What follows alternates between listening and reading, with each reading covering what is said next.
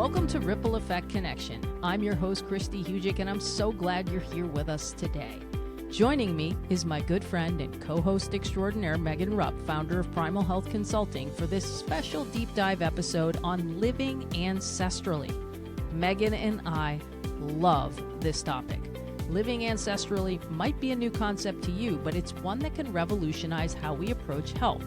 With so many conflicting messages and questions in the wellness space, are saturated fats good or bad? What about seed oils? Should we avoid red meat? What about the cholesterol myths that dominate Western medicine? It's hard to know who or what to believe, but we tend to overcomplicate things. What if the answers to these questions were simpler than we've been led to think? That's why we're thrilled to welcome Craig McCloskey to the podcast. Craig earned his Bachelor's of Science degree in Nutrition and Dietetics from Penn State, along with a minor in kinesiology. He's a master certified health coach and board certified in holistic nutrition. Now, as the global educator for Ancestral Supplements and a leader in the beef organ supplement movement, Craig shares his expertise in traditional and ancestral living with audiences around the world.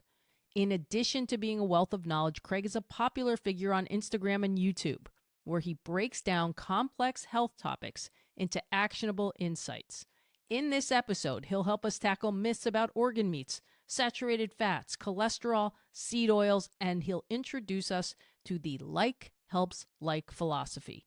You'll also learn how eating in alignment with nature's truest form and eliminating ultra-processed foods can transform your health from the inside out. The answers to all of this might be right under our noses, or more aptly, from nose to tail. Please note, this podcast does not constitute medical advice. Always consult a qualified health professional for guidance on the specific needs for your health issues. But without further ado, here's our conversation with Craig McCloskey. It is my pleasure to welcome to the podcast for the very first time, Craig McCloskey. And Craig, I'm so excited to have you. I've got you with me for your first one, and I've also got Megan Rupp, who many of you know from former podcasts. Megan comes on and helps me host some of these here and there. So Craig, Megan and I want to welcome you to the podcast. I'm excited. Thank you for having me. Yeah, this is a subject, Megan, I know you sort of like this subject, right? I am obsessed with organ meats and all things primal, so I am excited for today. I think it's going to be great. Yeah, we're going to have some fun. We're going to have some fun for sure. So, Craig, I really do start with everyone who joins this podcast with something that's rather simple but so important, our foundation, which is our why. Can you just kind of explain what ancestral living is and how to do it and why that's important to you? Yeah, ancestral living is really just, to me, is the way that every living thing should be living. I mean, in tune with nature. It doesn't get more simplistic than that. But I think in our current culture today, we found a way for the first time ever in human history to remove ourselves from nature. I mean, that's in high-rise buildings. That's staring into screens rather than going out in the shade in the sun. That's eating fake ultra-processed foods rather than eating real foods, whether that's animal origin or plant origin. And so to me, that's just reconnecting to our human roots as simply as it can be. And so my why, how did I come to this and why am I passionate about this? I grew up living the standard American lifestyle like most people in America. And I was eating fast food a few days, 3-4 days out of the week. And I wasn't the healthiest kid. I missed a lot of school, elementary school. And I was just really sick. And I was never diagnosed with any kind of disease. I was a little overweight, but I was always an athlete. So in a way, I don't like to say that you can out-exercise a poor diet, but in a way I was mitigating some of the effects that my diet was having on me. And really what kind of led me to this, in college, I was a 2-sport college athlete. I was really athletic growing up. And ultimately what kind of led me on this path that I'm on today was my sophomore year of college at Penn State. I woke up one morning from my dad waking me up because I commuted from my parents' house, and he broke the news to me at like 6:30 in the morning that my uncle didn't wake up. He died of a massive heart attack. He was only 43 years young, and he left behind 2 kids under 10, his wife, who was my dad's sister, and really he just had a massive heart attack in his sleep. And that's what set me on the path that I'm on today, because I wanted to figure out why that happened to him. all the factors. And so at that time I was a nutrition major at Penn State because I already had a love for nutrition because I was in athletics, and that really led to me just kind of traveling all over the United States, whether that was Florida, California, DC, to live events and just hearing professionals speak on anything that I could get my hands on, read a lot of books, listened to a lot of podcasts. And what I learned in the outside world kind of conflicted with what I was learning in my nutrition courses at Penn State. So I really was at odds of what was going on. Like, are seed oils healthy? Is sugar healthy? Is animal foods healthy? Like, what's going on here? And that really kind of led me on a path to where I'm at today. And it really comes back to simplicity, ancestral living, just living in tune with nature. Yeah. I mean, I have to just say first and foremost that I think that the why is just so incredibly important. And when it comes from a place of being able to help others live a healthier life, it's very inspirational. So I appreciate you sharing that with us. And I went to Penn State as well. So no way. Small world. Small world. Yep. Well, and wait, I can add, I went to school with James Franklin. Oh my gosh. So I went to college with James Franklin. So this is a big Penn State party. So this is a big Penn State party. When did you graduate? I graduated in 2012. Yes, 2012. Okay. What about you? I spent some time in the Air Force after high school, but I graduated in 2019. So, okay. Yeah. Okay. Yeah. we won't talk about when I graduated from college. So that's when we get back. That's when we get back to the content. Oh, goodness. You can tell by how old James is, so you don't need me to say it. So if you know how old James is, he's the same year as me. So there you go. That's why we're on our health journeys, to stay forever young. Yes. That's right. Forever young. Well, I would like to pick your brain, Craig, about, ultra processed foods. It's something that we see quite often. And I think that this really can go into your why as well. It's the elephant in the room. It's these foods that have 5 or more ingredients, loaded with sugar, artificial ingredients, seed oils, like you mentioned, and they're everywhere. I see them in gyms. I see them in daycares, nursing homes. So can you speak a little bit more about why ultra processed foods are so problematic in our society? Yeah, I mean, they're in over 80% of the foods in the grocery store. I mean, you can just go up and down any aisle and foods are going to be lined with these ultra-processed foods. And so the way I kind of describe this is there's a difference between processed foods and ultra-processed foods, in my opinion. I mean, you can look at just cooking foods or fermenting foods. That's a form of processing that makes foods more bioavailable, the nutrients more bioavailable. It reduces some of the defense chemicals in certain foods. It pre-digests the food. But when you're ultra processing a food, you are taking something that was once in nature, whether that was like a field of wheat or corn, and you're turning that into, say, Lucky Charms. And that it's like you mentioned, 5 or more ingredients. Your biology really doesn't recognize it anymore. And it comes with a host. The science is very clear on this. There's so many problems with this. They're so easy to overeat. They trick the pleasure centers inside of our brains to make them hyper palatable. So yeah, we're getting calories when we eat these foods, and you can look at the back of any nutrition label and you can see the macronutrients and the marketing on the front we could talk about, but those can also be deceiving. But you're not really getting any micronutrients, vitamins and minerals that really help your body to become healthy. And that's what your body really needs, is micronutrients. Well, we're just eating a ton of empty calories really without any of these micronutrients. So they're super easy to overeat. But whereas if you're eating whole foods, plants or animal origins, it's hard to overeat a steak and vegetables because they're so nutrient dense that your body's full. But when we're chronically in a state of eating ultra processed foods, you can be very nutrient poor, and that can lead to a lot of health issues. So yeah. Yeah, thank you. And it's interesting because I have clients, and I will hear, well, what if I overeat protein or fat? And I'm like, I would be impressed if you could overeat a nutrient dense food like a grass-fed steak. I would be very impressed on that. Yeah, there's actually a study that came out recently in the journal Obesity that found that basically the more protein you eat in the morning, the less calories and less ultra-processed food you eat the rest of the day. So I'm always a fan of eating like a big protein-rich first meal of the day, whether that's 6 a.m. or 10 a.m., whatever, it tickles your fancy. I don't think I've ever said that before, so but whatever for works, everything. Yes, whatever works for people. Eat a lot of protein in the morning is what I'm a big fan of.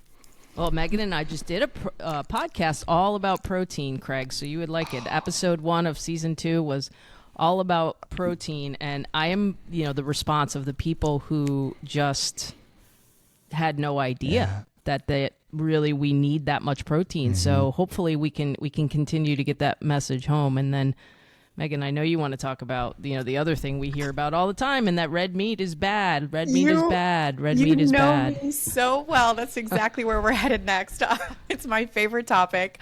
But on that note, we see a lot of clients, and I help a lot of clients with hormonal imbalances, female clients specifically, hormonal imbalances, thyroid dysfunction, anemia, and they're so scared to bring in red meat and fat because of the belief that these foods now are unhealthy. So can you tell our listeners a little bit more about red meat, saturated fat, and how these are actually health foods and the science behind that? Yeah. So this goes back, can go back to the early 1900s. And in my belief and what the science has shown is that animal foods, red meat, as long as it's, really high quality sourcing, is one of the healthiest foods. We could talk about organ meats here later in the podcast, but just going back and talking about where did this originate from, the belief that saturated fat, cholesterol is problematic, we can kind of break that up into two parts. Cholesterol, eating dietary cholesterol has never been shown to be problematic for people. It doesn't raise your cholesterol. Your body's just going to make more if you eat less of it. But saturated fat is a little bit different in the fact that it does raise LDL. This is low density lipoprotein. It's not cholesterol, but it carries cholesterol to the body. So a lot of, mainstream health professionals believe that the higher your LDL, the more at risk you are of heart disease. We can kind of break that down a little bit. But in the 1900s, before the 1900s, heart disease, all these other chronic diseases were relatively rare in society. But at the turn of the century, we started eating more sugar, more seed oils, becoming more sedentary, highly stressed, really living in a fast-paced world. And then you start to see all these chronic diseases rise. And heart disease was at epidemic proportions by 1920, killing hundreds of thousands of individuals, my uncle being one of those individuals 9 years ago. And so what really started this research was, how can we stop this? So in the 1940s, listeners might recognize the name Ancel Keys. He was kind of the face of this start of the diet heart hypothesis. Like, saturated fat is the culprit behind heart disease and stroke and all these other cardiovascular diseases. And so in the late 1940s, he started his first large-scale study called the 6 Countries Study. And what he did was he basically just traveled the globe for a couple years and found that the cultures that ate the most saturated fat had the highest rates of heart disease. Well, he left out 15 other studies, and basically other researchers were quick to point out that there were 22 countries of data from 22 countries available. And when you put all those countries on the map, they just didn't line up. There was countries eating very high amounts of saturated fat that had virtually no rates of heart disease. So the data wasn't there. So he was annoyed, and he did a follow-up study to that called the 7 Countries Study. This is a little bit more intensive. He traveled the globe again. This was in the early 1950s. I think this was 1956. He launched this study. And so in the 1960s, this came out, and basically he found that it was certain. There was a very strong association, not causal effect, but association, that the more red meat, eggs, animal foods, saturated fat that you ate, the higher your risk of cardiovascular disease went up. And so at this time, he joined forces with the American Heart Association, who just was receiving funding from Procter & Gamble, who created Crisco and vegetable oils. So there was a little bit of bias going on here. And this is in the 1970s.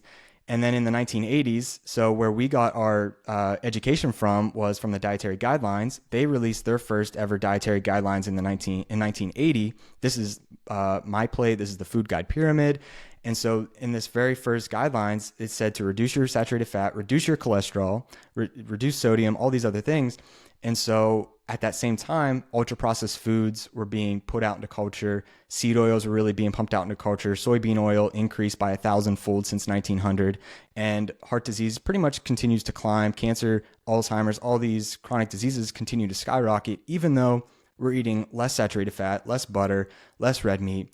Well, since then, since 2009, there have been 14 reviews of randomized controlled trials, and all of them have shown that saturated fat is not a problem when eaten in the context of a whole food diet, basically. And so that's kind of where we're at today, is that there was a lot of shady science, politics, money being done in the 1900s, and it basically is for profit for big food and big pharma to make more money, and it's at the expense of our health.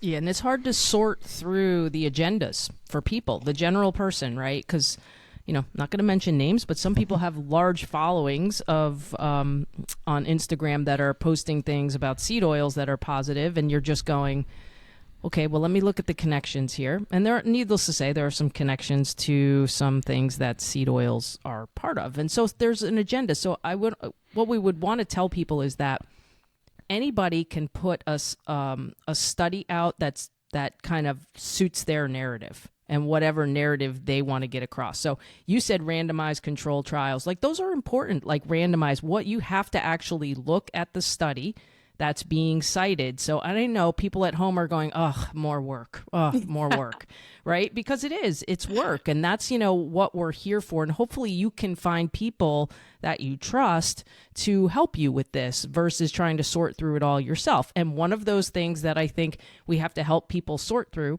is organ meats, because the initial reaction is, ew, gross. No, I'm not doing this. Well, for those of you that maybe missed the intro or you're queuing this in further, Craig is part of Ancestral Supplements, and Ancestral Supplements, the idea is, yes, we want you to have an ancestral life, but sometimes it's hard to get those things, right? If you may not have access to grass-fed beef liver, and maybe you do need to supplement with it. And so organ meats are huge in this space. So I want you to stop what you're doing right now.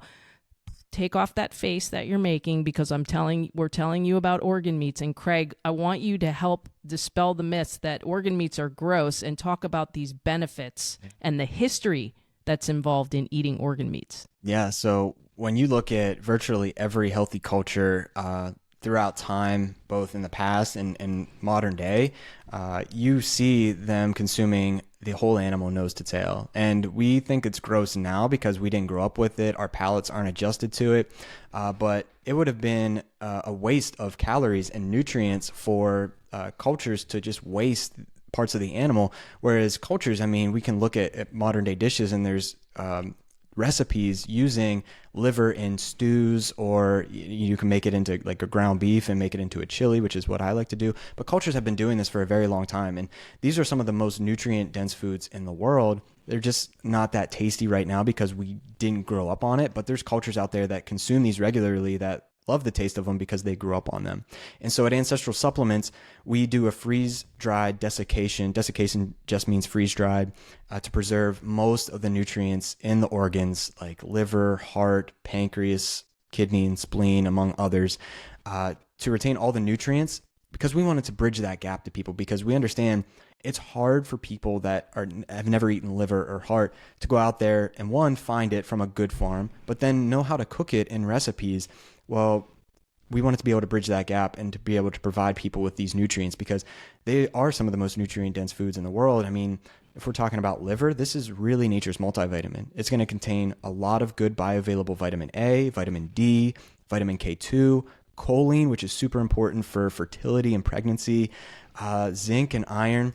And they contain all these nutrients pretty much in the right ratios that our bodies know how to use them and absorb them. You can go and get a Centrum or a random multivitamin on the store shelf, and they're going to contain man-made synthetic nutrients, and your body's just going to pee it out. I took a random multivitamin like 10 or 15 years ago, and I had like orange neon colored urine. It was the weirdest, craziest thing. I didn't know much about nutrition then, but now I don't have that when I eat organ meats, because my body's actually absorbing all of them.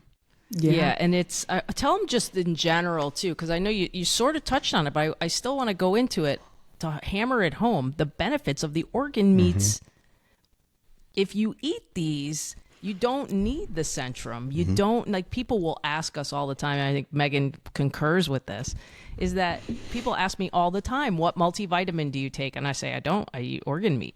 That's my answer. I tell them Ancestral. That's your multivitamin. Yeah. I tell my friends and family 6 capsules of liver from Ancestral, maybe the fish eggs too, Vitality or the grass-fed blood. They're all on my desk right now. So Yeah, and I'll go into more too about my experience in the next question too, but I want you to hammer home for these people like, hey, if you can do this, we do have some clients and patients that get themselves to the point where they're eating like the ground meat blends, like Force of Nature, ground meat blends, and they're eating those. And I also would tell people, be very careful with your source for your organ meats if you're going to eat it, because that's really, really important. And that's why I think it's sometimes easier and more safe and to do it with regularity, to take the actual supplement, but give them more about what this because from an energy standpoint, like give them more benefits of what these organ meats will do. Yeah, so cultures, they would preferentially go out of their way to feed, like from a fertility standpoint, they would feed expecting mothers and fathers these foods, liver and tallow, beef fat, and dairy, because they were full of all these nutrients that gave their bodies health. And that's the thing. When I talked about ultra-processed foods earlier, your body doesn't really know what to do with these ultra-processed ingredients. It doesn't have any nutrients. And same thing with a synthetic multivitamin. Your body just doesn't really know how to absorb some of these isolated nutrients, because your body expects whole foods in its complete form, because there's tens of thousands of nutrients in a whole singular food in liver. But we're just highlighting some of the major vitamins and minerals. But there's phytonutrients. There's a lot of different enzymes and cofactors that really go in. And listeners don't need to know. They just need to know my body expects to eat whole foods. And organ meats are the most nutrient dense foods. And you can combine that with muscle meats. And so for instance, muscle meats, like when I say muscle meats, I mean like a steak or a ground beef. They contain amino acids, proteins, in different ratios. But when you're eating organ meats, they contain more or different amino acids. So your body's eating this animal nose to tail.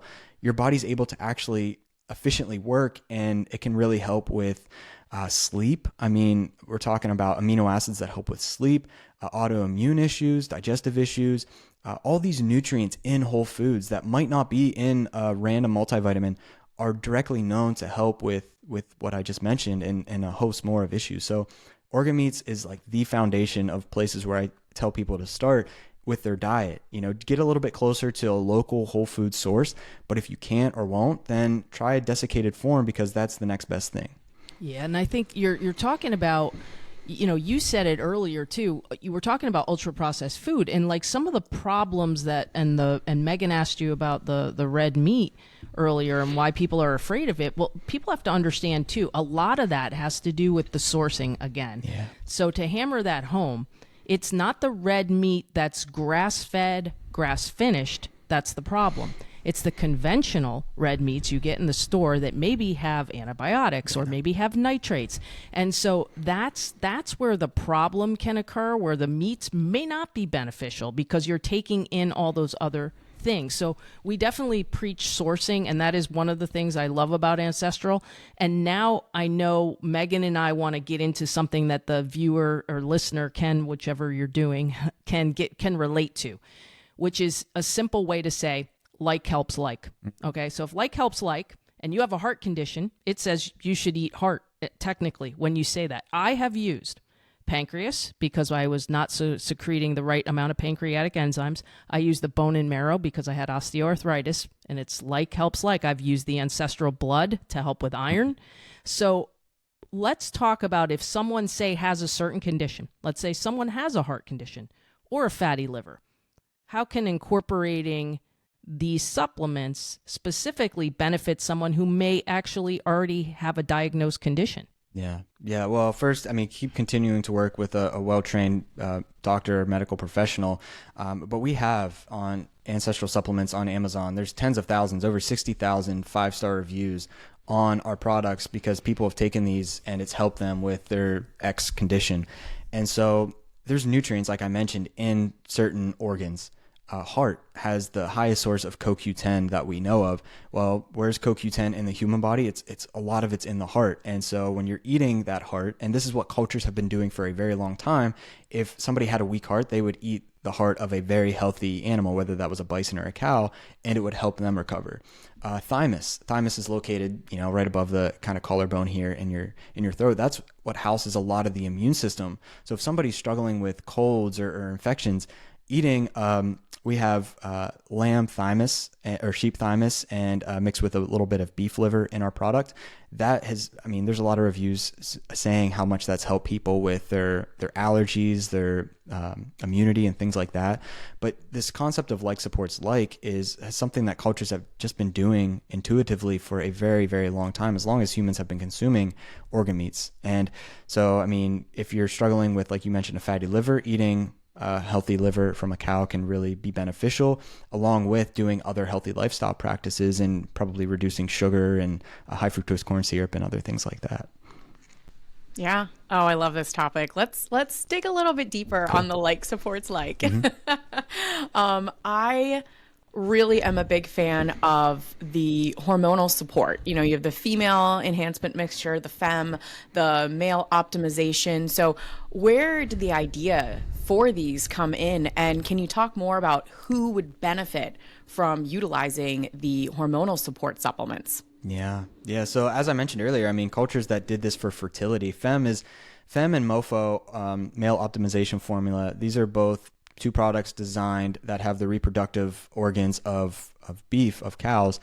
So in the femme, I don't remember off the top of my head. I know there's like fallopian tubes, there's the ovaries, the uterus, and along with liver and bone marrow, I believe. And then in the male optimization formula, there's the testicle, there's the bone marrow, liver, and maybe a couple other ones in there. And so really, I mean, cultures have been doing this when they were expecting a pregnancy or a fertility. They would feed the humans, the woman or the man, these organs. And so there's a lot of good reviews on Amazon, actually.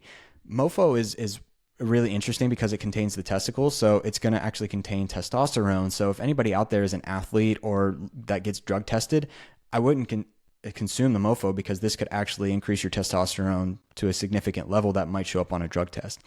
And so there's a good bit of reviews on Amazon of people taking MOFO that have increased their testosterone, and really just by changing this one thing. That's their N of 1. But yeah, that's kind of the birth of those, is just looking at what cultures have been doing for a long time and how can we incorporate that into a product that's also helping people, and the reviews have really spoken for themselves. One more that I'd like to mention is thyroid. We have a desiccated thyroid product. One of the first, thyroid products on the market was, I believe it was pig extract of thyroid, which, if anybody is on any type of thyroid medication, which a lot of people, millions of Americans are on a thyroid medication, that's kind of like just associating that is that, a pig extract of thyroid is used medicinally by Big Pharma, or at least it was. We're doing the same thing with our cow thyroid, and people actually that have thyroid conditions, whether that's Hashimoto's or an overactive, Graves or anything like that, they are able to. This is not across the board, but they are actually able to reduce their medications of like Synthroid or anything like that by working with their doctor. There's plenty of reviews on our website that shows how powerful whole foods can actually be. Yeah, thank you. And I think I can speak on the thyroid, at least connect the dots, right? Because Megan knows my situation, and like I was, I had my T3 was not was low, and I took a very good supplement from a supplement company that I respect a great deal, but it wasn't moving the needle. And what moved the needle for me was the grass-fed thyroid. So I do take that. I do take that every day, and I do think it's really, really helpful. So I want everyone to know, like, our purpose of doing this is not necessarily to do a commercial for Ancestral Supplements, but what we're trying to say is that, and this is why I've always been involved, full disclosure, I'm an affiliate of Ancestral Supplements because I believe in these things and I believe in helping people get them. And the reason why I believe in it is because they work and they're simple. Like Craig said, they're not synthetic. So now that we've got them set on the supplement portion of this, what we want to do, and I know if you follow Craig on Instagram, which later on he's going to tell you how to do that, you will see the ancestral life in play, okay? So Craig, let's give them some simple tips on how they can do this in everyday life, even if we're going back to some of the 9 tenets, ways that they can work this stuff into their everyday life and see the benefits? Yeah, so you mentioned the tenets. So we have what's called the 9 ancestral tenets, and we didn't make this up. We didn't make up the tenets. The tenets, I'll just run through them quickly, but this is sleep, eat, move, shield, connect, cold, sun, struggle, and bond. And the listeners are probably like, okay, what are all these mean? So our ancestors and just every living thing, even, you can look deer or any living thing, they just live in nature, in tune with nature. And they live these tenets just every single day by default, by how they live their lives. Well, in our current world today, we found a way to convenience everything in our lives and remove ourselves from these tenets. So we can go through just a couple of these, but sleep was the first one. Well, we have the TV on. We're exposing ourselves to bright lights before we go to bed. We're not eating certain foods that help with sleep. We're highly stressed. We're doing all these things that impact our sleep quality. Whereas, cultures and animals, they sleep out under the stars or they find shelter. It's nice and cool usually. They sleep a certain way. And if we can just put our biology back into this environment that it expects, then we can have better sleep too. Moving on to eat, like I mentioned, we have been used to eating a certain diet, whether that is, all around the world, different cultures eat a different diet, a higher ratio of animals to plants, higher ratio of protein, fats, carbs. It depends on where you kind of evolved at. And so it's just eating a whole foods based diet, void of ultra processed foods. Move. We were designed to just move our bodies, but we are living in a sedentary culture today that really we're not moving much at all. We're not getting our steps in.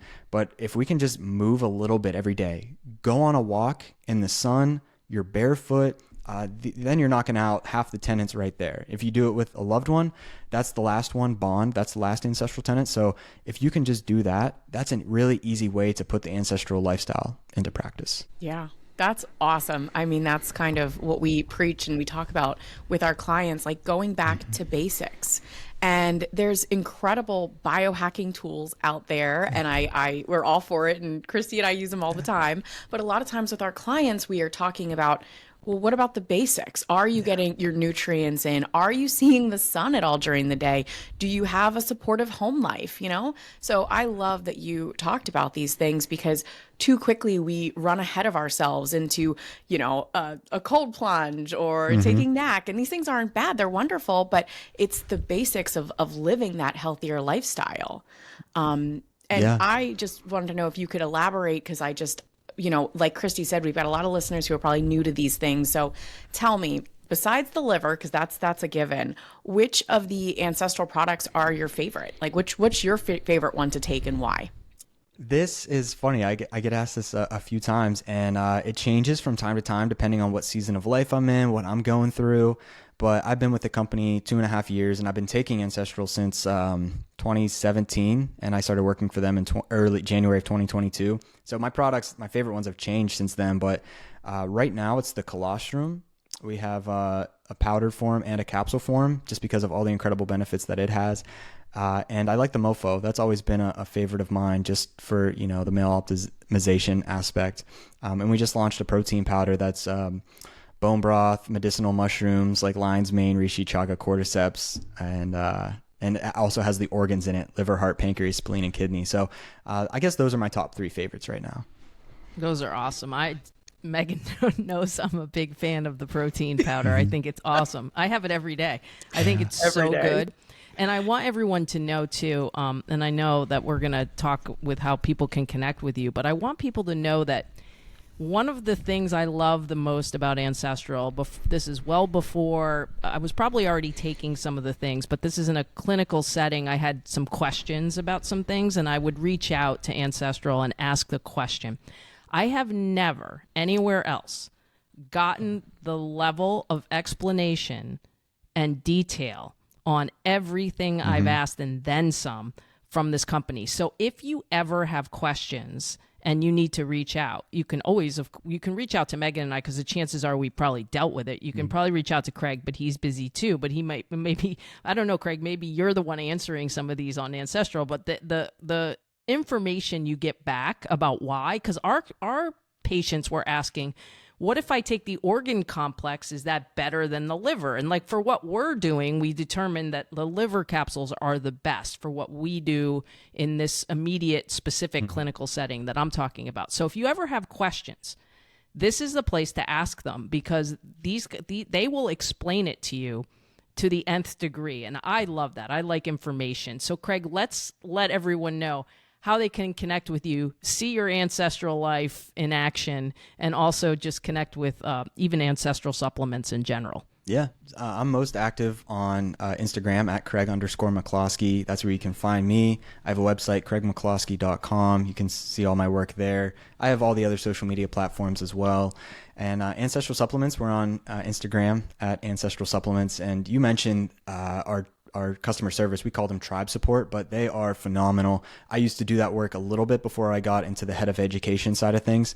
And they really are like health coaches, and they do a ton of great work. And they really have, I mean, hundreds of email threads going with one singular customer talking about all their different health conditions and how, you know, what products can help, and not just products, but lifestyle factors. And they really are good-hearted people that work our customer service. So if you have any questions, reach out to them.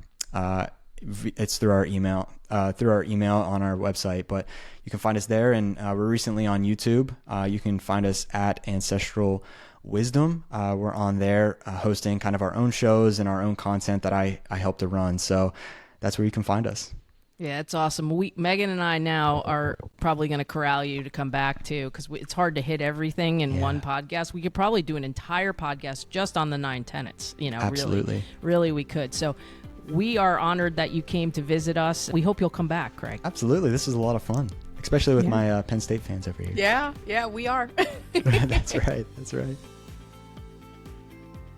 That's a wrap for this episode of Ripple Effect Connection. We hope you enjoyed our closer look into ancestral living.